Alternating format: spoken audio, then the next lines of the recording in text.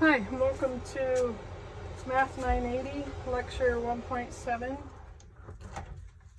Today we're going to talk about the rules for integers. So an integer is a number, it's all your counting numbers like 1, 2, 3, 4, 5, whatever.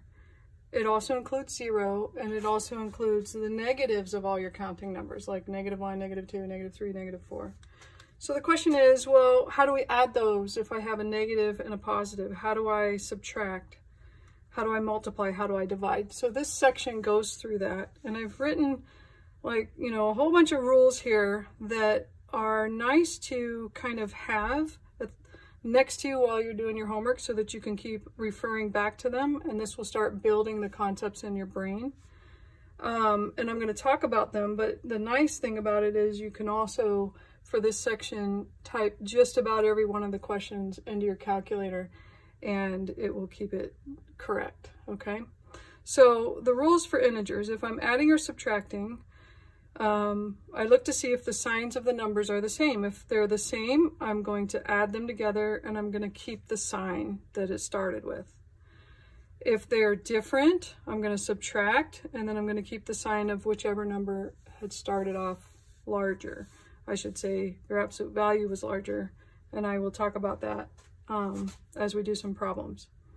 Multiplying and dividing, if the signs are the same, then your answer will be positive. So -1 times -3, those are both negative, so my answer will be positive. It's a 3. 1 times 3, those are both positive, my answer will be positive. If the signs are the same, then you get a positive answer. If the signs are different, you get a negative answer. -1 times +3, those have different signs, so my answer is negative.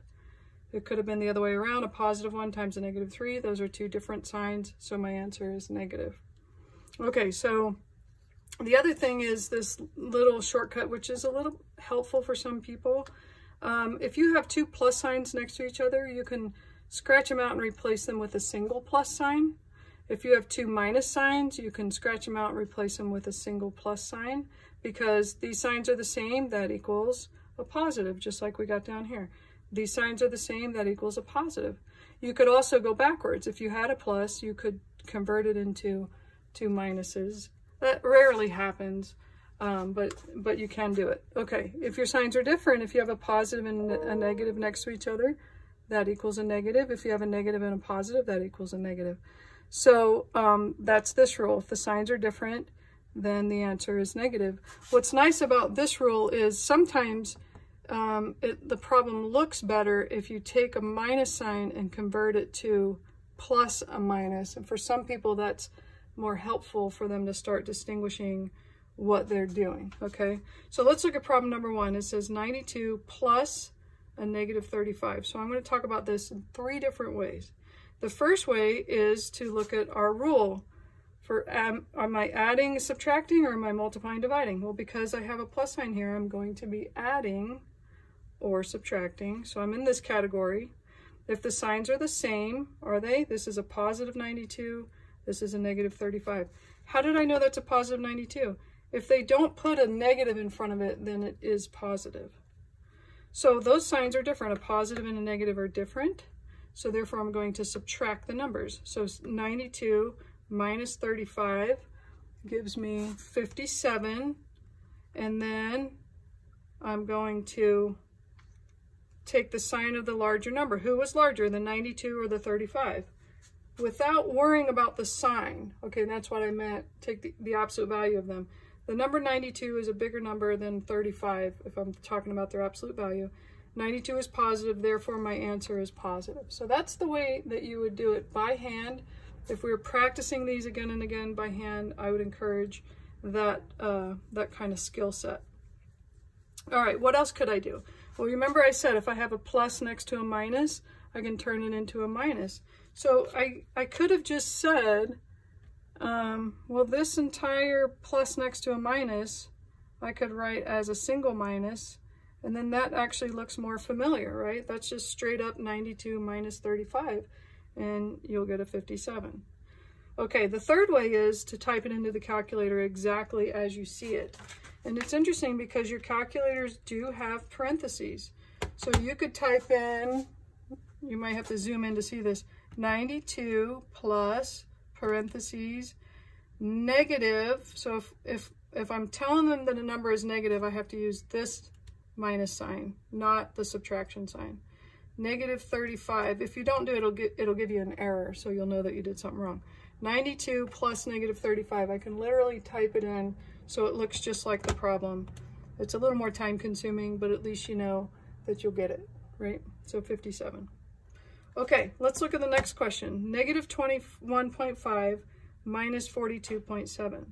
Some people struggle with knowing whether this is a multiplication problem or a subtraction problem.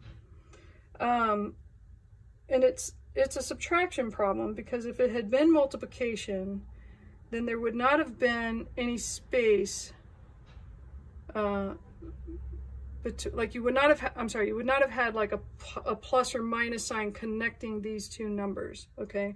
And this can be a little confusing at first. If I look down at question 10, I've got this negative 2.4. It is crammed right up to the parentheses. There's no addition or subtraction in between the 2.4 and the 2.9. So therefore, that would be multiplication. But one thing I would recommend is, you remember I said, you can take like we did in this problem, the plus and the minus and turn it into a single minus, but we can also do that in reverse. Take a minus, turn it into plus and negative. So if it's helpful, some people feel like this is more explanatory, okay? It's more clear. Oh, I'm taking a negative 21.5, I'm adding it to a negative 42.7. So both of these are negative, they're the same, which means I'm going to add them and I'm going to keep the sign of what they were. They were both negative. So when I add them together, I get, what, 64.2, I think. Well, I don't know. Yeah, I think so. 64.2. And that is negative because they were both negative. So once again, how would I do that on my calculator? Well, I would just type it in how they have it. Negative 21.5 minus the 42.7. So I'm going to go negative 21.5 and then the minus button, because I am subtracting from it the 42.7, equals negative 64.2. Now, what if I had had this? I could have plugged that in, and the only part that's a little weird about that is I would do a negative 21.5 plus a negative 42.7. So if the negative sign is just telling you that that's a negative number, then you would use this negative button. If it's literally linking the two and it's giving you an operation of subtracting, then you would use the subtraction button. So just play around with that. Some of your calculators, if there are other scientific calculators that actually don't care whether you do the negative versus the minus button. They mean the same thing, but for whatever reason on this calculator, they split it into two different keys, just to make your life more fun. Okay, so let's jump to question number 9. And I'm not going to do number 9, I'm just going to talk you through it for a second. So we use negative numbers and positive numbers for many things in life, and one of which is money. So if I owe someone money, I consider that a negative, right? So if I owe my mom $10, then I have negative $10, right? If someone gives me money, then that's a positive. All right, so in this question, it says Kyle's credit card bill indicates that he owes, for my question, it says $491. So I would type into my calculator, negative 491. Negative 491, okay? He sends a check to the credit card company for 82. So now he's added money. So he doesn't owe as much, right? Because he put that money in there as 82. Charges another 114. So I'm going to subtract 114, or I could have added a negative 114. And then he pays off another 235. So he adds another 235 equals, so he's now in the debt, in the hole, $288. The question says the new amount that Kyle owes is, because they use the word owes, then they're already implying that it's a negative, so you don't type the negative. So you would just say he owes $288. That's the same thing as being negative $288, and they don't want redundancy. Okay, so let's move on. Let's look at question number 10. Now, number 10 is multiplication, because This number is crammed up next to that parentheses. There's no sign in between them indicating I'm going to be adding or subtracting. So when two things are right next to each other, that's multiplication. But again, you know, if you do it by hand, the signs are different. This one's negative, this one's positive, right? The signs are different, you get a negative answer. So you could just times 2.4 and 2.9, and your answer will be negative. Or you could plug it into your calculator, negative 2.4, and you could either put the parentheses in or switch it to times. Negative 2.4 parentheses 2.9 close parentheses equals, and it gives you an answer of negative 6.96, which is correct. So lots of ways to do this. Number 13, same thing. We could do it by hand or we could type it into calculator. You could either type it in with the parentheses or you could type it in as negative 2 times 4 times negative 3 times negative 2. Or you could do it by hand. This is a negative and a positive, so those are different. So I'll get a negative answer. 2 times 4 is 8. And I'm going to times that by a negative, and a negative is a positive because they're the same. So that's a positive 6. So I'm going to go negative 8 times positive 6. The signs are different, so my answer will be negative. And 8 times 6 is 48. I hope that's on the screen. So my answer is negative 48. And like I said, you could have done that on your calculator. You could do pretty much all of these on your calculator. So I would like for you to be versatile, you know, but if you feel stronger with the calculator, that's fine. You know, ultimately, I want you to be able to pass the test, right? Okay, look at 16, 0 divided by 11, okay? If I have 0 cookies and 11 people walk in the house, it's pretty intuitive to say, well, then everybody gets 0 cookies, right? I have 11 people, but I don't have any cookies, so all of you get no cookies. So on the calculator, I could go 0 divided by 11, and notice I will get 0. So you can always check your work with the calculator. Now, in contrast, right, negative 11.087 divided by 0. Well, let's do something easier. What if this was just 11 divided by 0? So I have 11 cookies, but nobody comes in the house. How many cookies does each person get? Well, it doesn't make sense. I don't know how to define that. I don't have any people to give my cookies to, so I can't tell you how many each person gets. So this is what we call undefined. We don't know how to divide 11 cookies by 0 people, okay? What would happen if you put that on your calculator?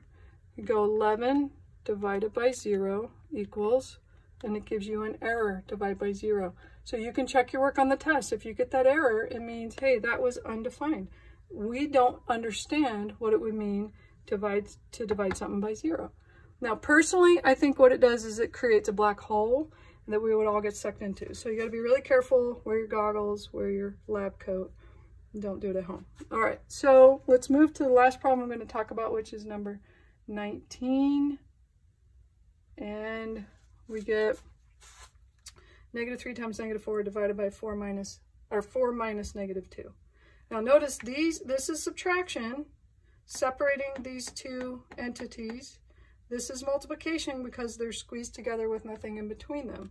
And that takes a little while to kind of understand that. You could put this whole thing in your calculator, but you'd have to really be careful that both of these guys are in the numerator and both of these guys are in the denominator of this fraction bar. Some of your calculators give it, like the screen shows exactly that, and so you can verify that that's what you did. Others, like this one, doesn't quite do that, okay? But this one does other things that are nice, which is why I recommend it. So I would recommend that you just do the numerator first. Negative 3 times negative 4. Signs are the same, so my answer will be positive. 3 times 4 is 12, so I get a positive 12. You could have done that part on your calculator. Negative 3 parenthesis negative 4 close parenthesis equals. Okay, divided by 4 minus negative 2. You could type this into your calculator, 4 minus parenthesis negative 2, or you can look at a negative and negative as a positive. So you could switch these two signs into a single plus. So 4 plus 2 is 6. And then finally, 12 divided by 6, you could put on your calculator, is 2. And that's the answer to that. Okay, so this was kind of lengthy, but this is a lot. You know, if you need some extra help, I'd be happy to have a Zoom meeting with you and work through some of the problems until you start to make sense of it. Okay? Talk to you later.